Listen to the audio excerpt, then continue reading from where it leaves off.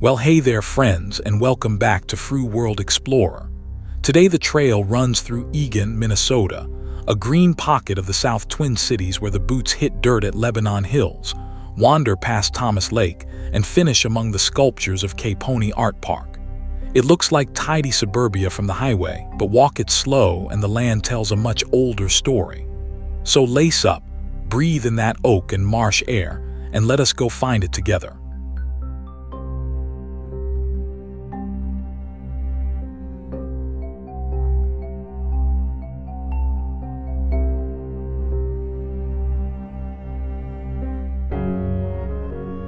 Picture the Twin Cities. Minneapolis and St. Paul sit up north, and just below them the Minnesota River bends east to meet the Mississippi. Tuck yourself into that bend, on the south bank in Dakota County, and there you are, standing in Eagan. It is roughly 34 square miles of rolling glacial hills, more than 1,000 acres of lakes and ponds, and enough woods to make you forget the interstate is only minutes away. This little square of map has worn many names.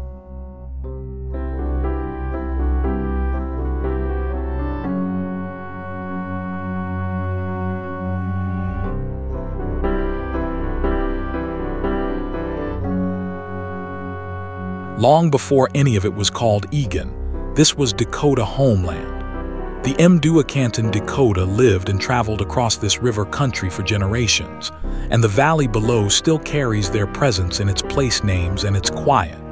We walk here today as guests on ground that was cared for long before us, and it feels right to say so plainly, and with respect, before we go one step further.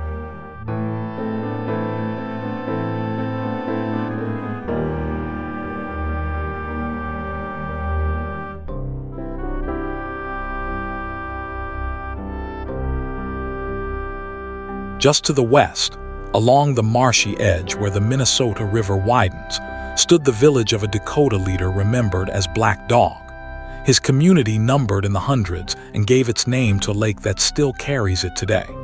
In the 1830s, when a teacher of farming arrived, the village shifted eastward onto the land that would one day become part of Eagan. Two worlds were quietly beginning to overlap.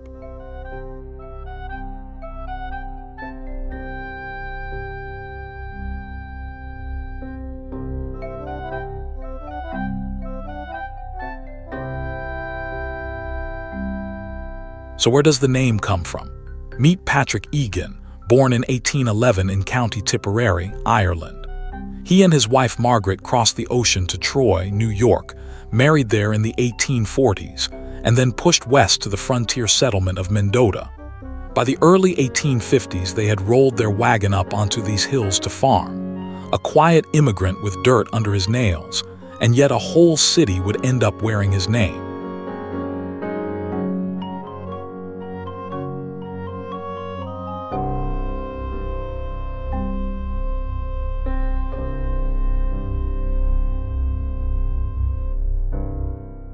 Patrick claimed a farm of 220 acres, right about where the town hall would later stand. That is a big square of prairie and oak to break by hand, and breaking it is exactly what he and his neighbors did, one furrow at a time. There was no suburb here, no strip mall, no freeway hum. Just wood smoke, ox teams, split rail fences, and the enormous patience it takes to turn wild ground into a home.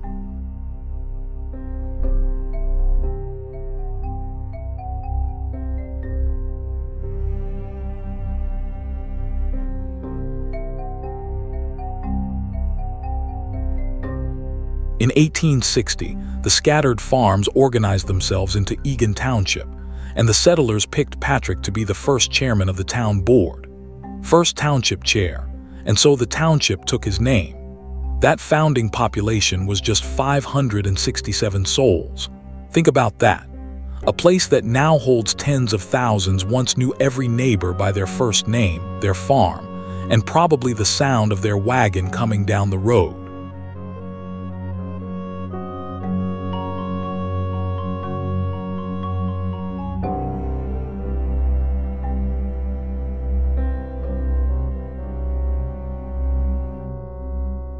Let us pause right here by the water and just take it in. Thomas Lake is doing its lazy afternoon thing. The light is coming down soft through the trees, and somewhere a red-winged blackbird is bragging about something. This is the good part of the walk, the part with no agenda at all. Breathe. Then we get to the story that put this quiet farm town on the map, and it is a delicious one.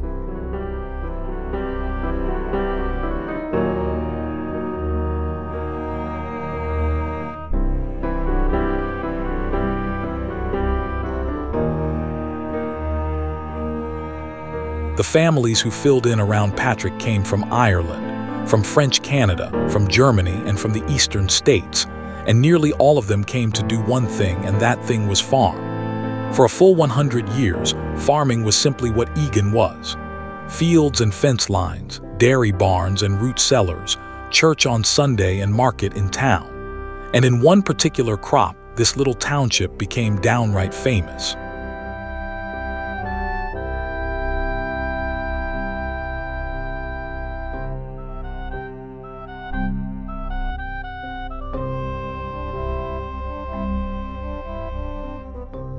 Here is my favorite fact of the whole day. Eagan was once known as the onion capital of the United States. Yes, onions. The soil and the drainage on these hills turned out to be perfect for them, and from roughly the 1840s onward the farmers here grew onions by the wagon load, by the acre, by the astonishing ton. Picture whole fields of green tops nodding in the wind, and the whole place smelling gloriously like a kitchen.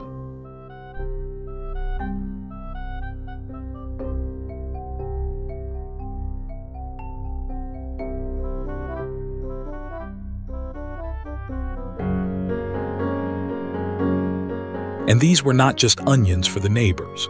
They were crated up, loaded onto rail cars, and shipped clear across the country. The volume got so large that a modest farm township south of St. Paul earned itself a genuinely national title. Somewhere out east, a cook was slicing an onion grown right here on the ground under our boots and never knew the name of the little Irish farm town that raised it.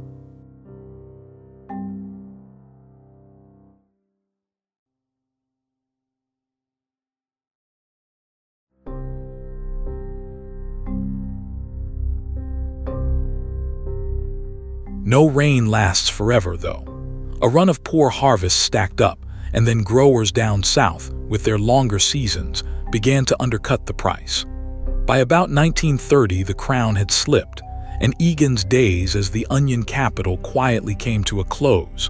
But for the better part of a century, this humble bulb was the beating heart of the local economy, and the town never quite forgot the smell of glory.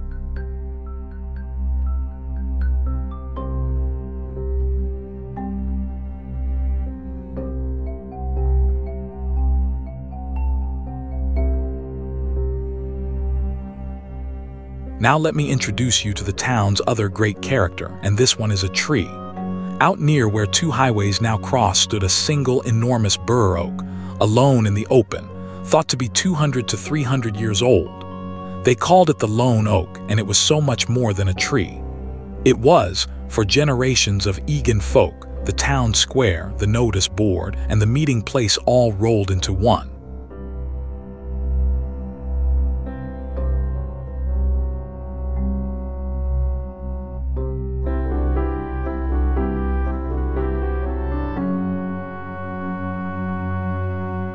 Before there were phones or a printing press on every corner, if you needed to tell the whole township something, you walked to the lone oak and you tacked it up.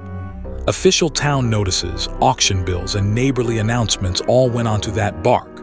Folks passing by would stop, read the news of the week, and carry it home. One old tree, quietly doing the job of an entire newspaper for anyone who came near.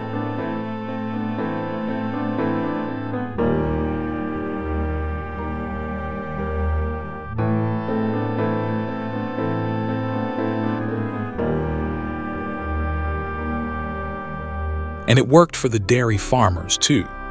In the days of the milk roots, farmers would haul their full cans out and set them in the deep shade of the lone oak, where the cool kept the milk fresh until the hauler came rattling along to collect it. So the tree was a bulletin board and a refrigerator and a landmark all at once. No wonder the whole town loved it like a member of the family.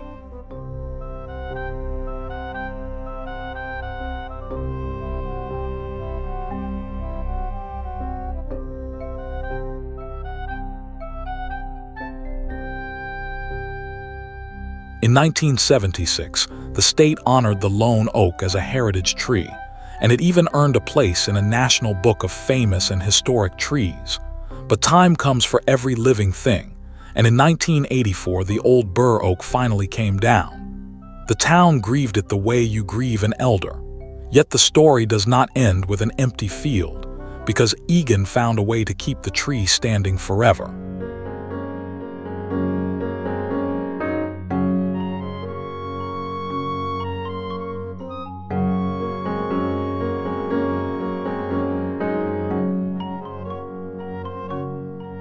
Let us walk on a bit and let that settle.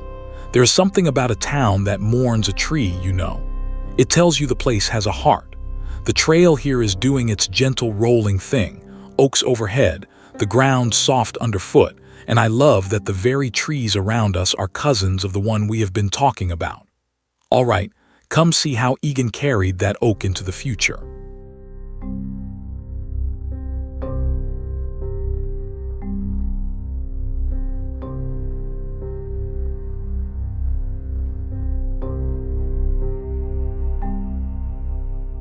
Look at a City of Eagan truck or a water tower or a piece of city letterhead, and you will find a tree standing right there in the logo.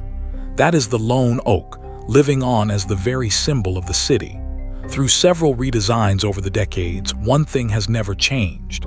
There is always a strong, independent tree at the center of it.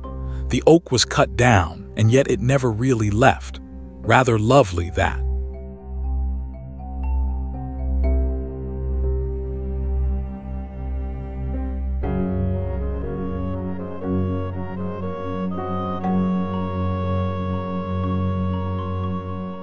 For roughly 100 years after Patrick's plow first bit the soil, this rhythm held.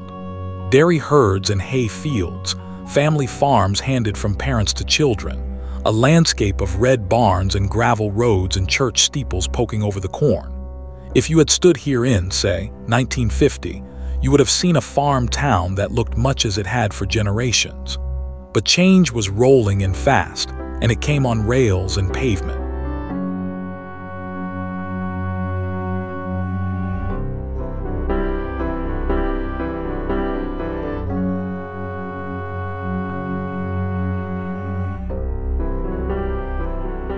Railroads had long stitched across these hills, first carrying those famous onions to market, and later carrying something even more transformative, which was people.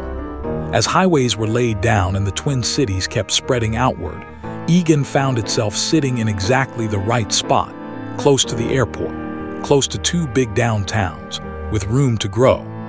The quiet farm town was about to become one of the fastest growing places in the whole state.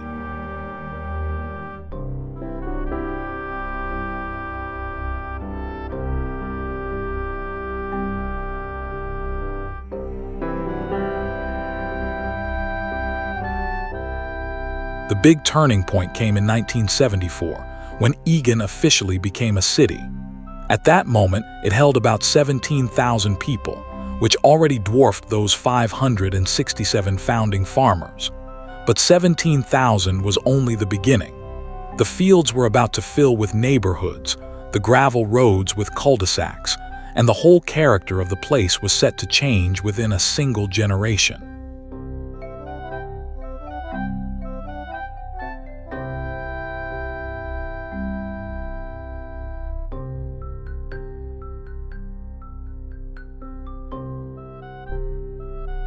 And grow it did, at a truly explosive pace. From 17,000 at cityhood, Eagan swelled towards 68,000 residents, becoming one of the largest communities in all of Minnesota. Subdivisions bloomed across the old onion ground. Schools and parks and shopping went up almost overnight, and a farm township turned into a full-fledged modern suburb in the space of just a few decades. And yet, remarkably, it kept its trees and its lakes.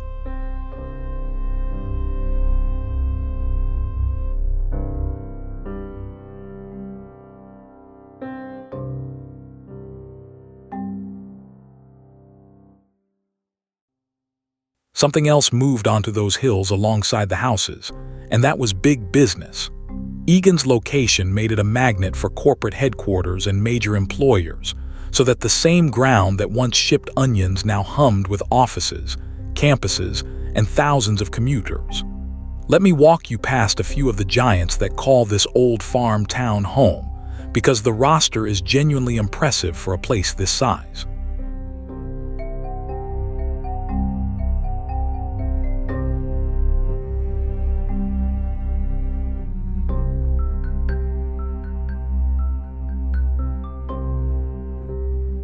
First up west, the legendary legal publisher, now part of Thomson Reuters. From a huge campus here in Eagan, with something like 5,000 employees, this company has helped organize the law of the entire United States, the case books and citations that lawyers everywhere rely on. So the next time you picture a wall of law books, know that a great deal of that knowledge is gathered, edited, and published right here on these hills.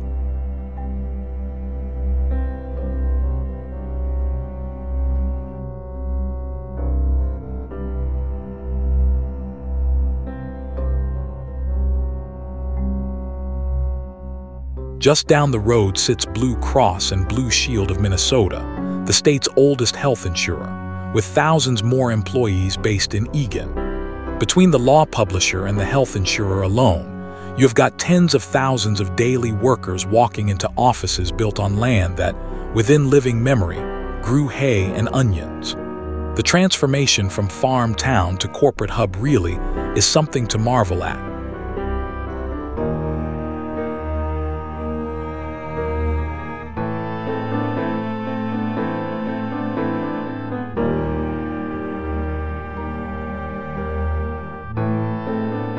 Here is one for the history books. For years, Eagan was the world headquarters of Northwest Airlines, a global carrier run from right here in this Minnesota suburb. Then, when Northwest merged into Delta, the headquarters was dissolved and the name folded away into aviation history. But for a good while, whenever a Northwest jet lifted off from anywhere on Earth, the decisions behind it traced back to these very hills. Not bad for onion country.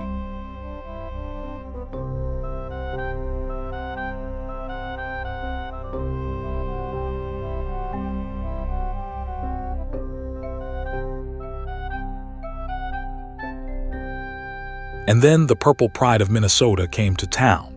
On a 200-acre site here in Eagan, the Minnesota Vikings built their headquarters and practice home, the Twin Cities Orthopedics Performance Center, at a place called Viking Lakes.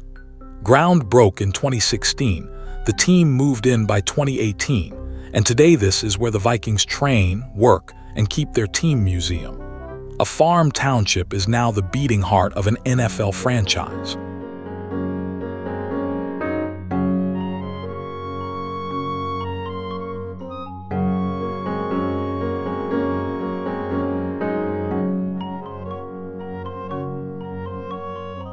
Okay, deep breath, because after all those office campuses and stadium lights, I want to remind you what Eagan really guards at its center, and it is not concrete at all. It is this: green, rolling, quiet, wild. The best of this city is the part it chose not to pave. So follow me off the beaten path and into the crown jewel of it all, the big wild park these boots came here to find.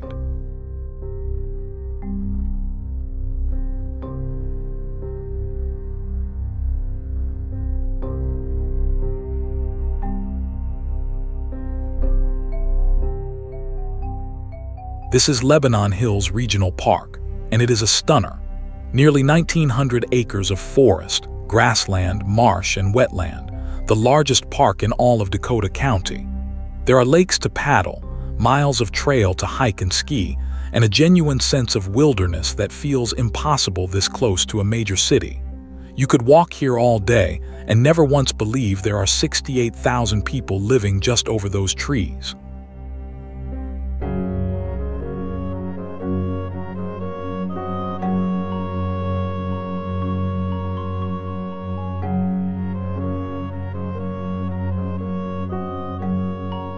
And this whole wild expanse grew from a small, wise decision. Back in 1967, as the suburbs came rushing in, the county bought just 80 acres around Jensen Lake to keep it safe from development. That modest first purchase became the seed of the enormous park we are standing in today. Someone, 60 years ago, looked at a fast-growing town and chose to save some wilderness. And oh, are we grateful they did.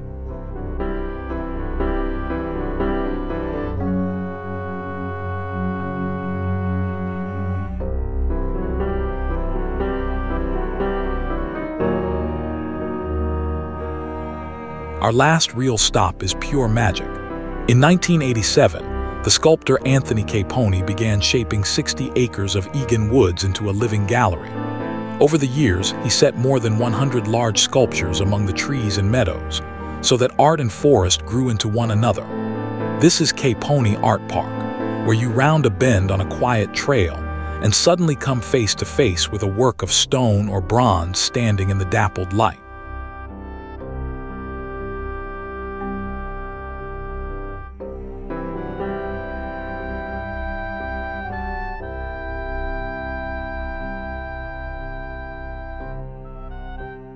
And here is fresh news to end the history on. After an 8-year effort, Caponi Art Park was added to the National Register of Historic Places. So this artist's forest, born from one man's vision of blending sculpture with the Minnesota woods, now stands officially recognized as a place worth protecting forever. From onion fields to a nationally registered art park, Eagan really does contain multitudes.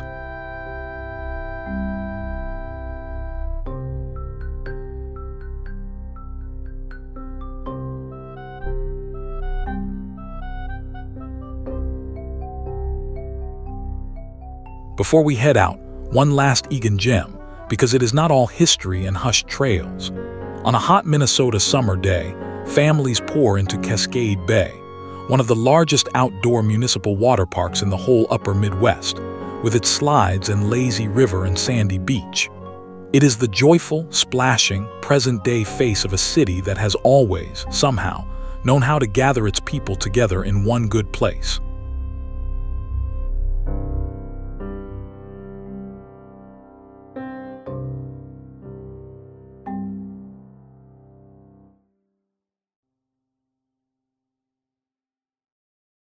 So there it is, friends.